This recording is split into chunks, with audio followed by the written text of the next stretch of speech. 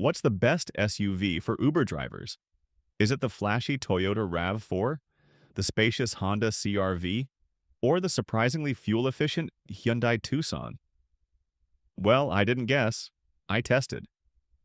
Over the course of 500 real-world Uber rides, I drove one SUV through everything from rainy airport runs to 2 a.m. food deliveries, early morning office rushes to endless highway pickups.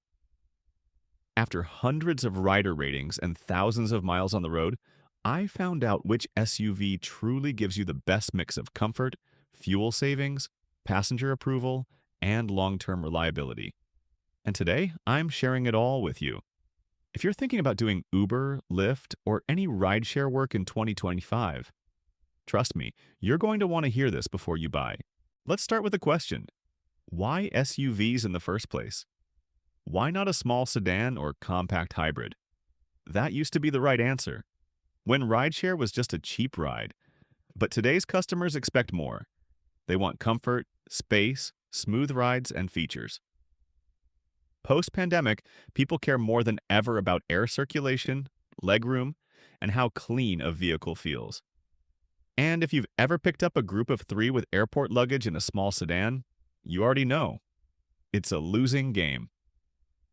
SUVs aren't just about looking good. They offer real benefits for drivers too.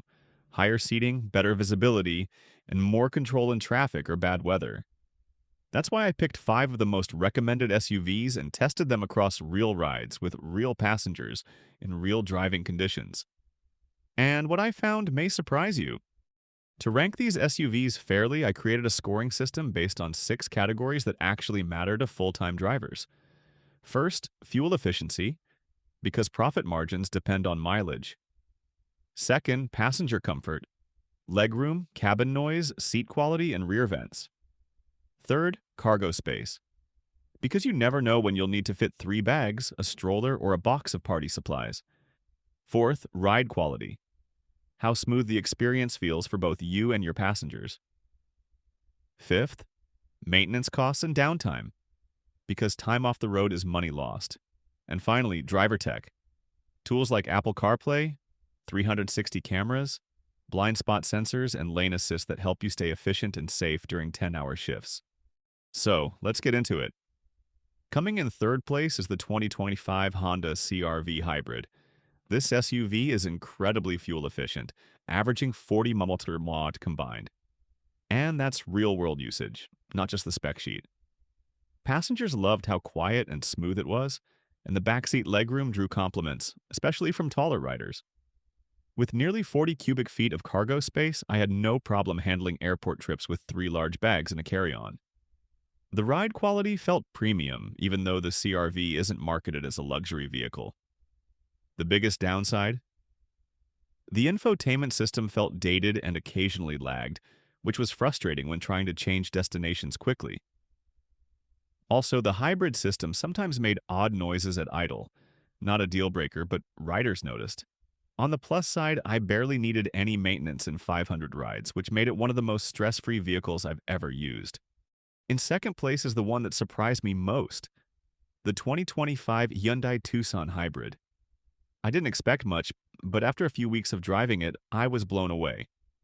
It averages around 38 to 39 mpg and has a very intuitive hybrid drivetrain. What really stood out was the interior. Multiple passengers asked if it was a luxury SUV. The touchscreen display, ambient lighting, and clean dashboard layout gave it a premium feel. The ride was smooth, especially on rough city roads, and it handled potholes better than the CR-V. Tech features like the panoramic backup camera, lane keeping assist, and wireless charging made my day-to-day job much easier. Trunk space was a touch less than the CR-V, but still manageable. My only issue was that when I needed a sensor replacement, the part had to be ordered and took several days. Hyundai's parts supply isn't quite on par with Toyota or Honda in some regions.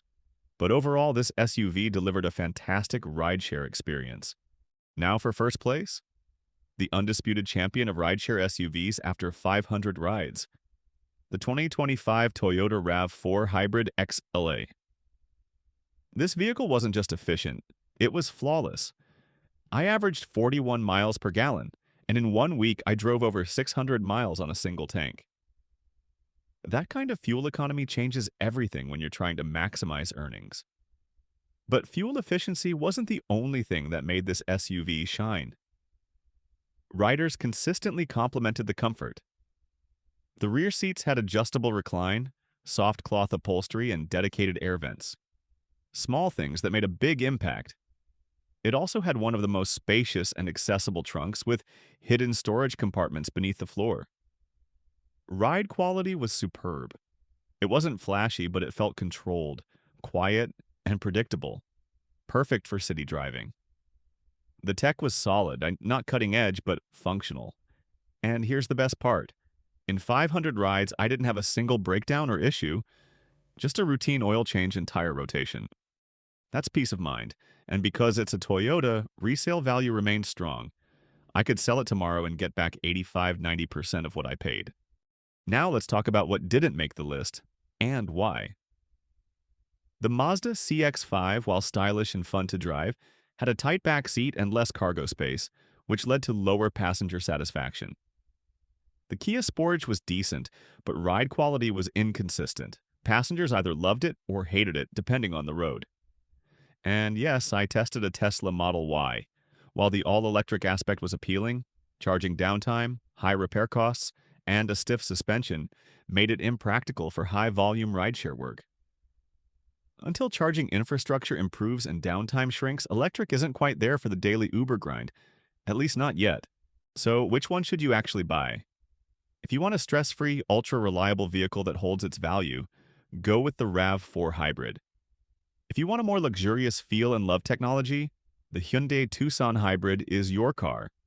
And if you care most about mileage and longevity with minimal maintenance, the Honda CR-V Hybrid is a strong contender. The truth is, your vehicle is your business, and the difference between an average SUV and the right SUV could mean thousands of dollars a year in fuel savings, fewer repairs, better reviews, and more 5-star rides. Now I want to hear from you. Are you currently driving Uber or Lyft? What vehicle are you using? And are you thinking of switching? Would you go with Toyota, Hyundai, or something else entirely? Let me know in the comments. I respond to everyone. If this video helped you or gave you a new perspective, hit that like button. And don't forget to subscribe for weekly videos on car reviews, rideshare hacks, and driver-tested tools that save you time and money. I've also got a video coming soon on the best electric cars for Uber in 2025, so hit the bell icon so you don't miss it. Thanks for watching, and I'll see you on the road.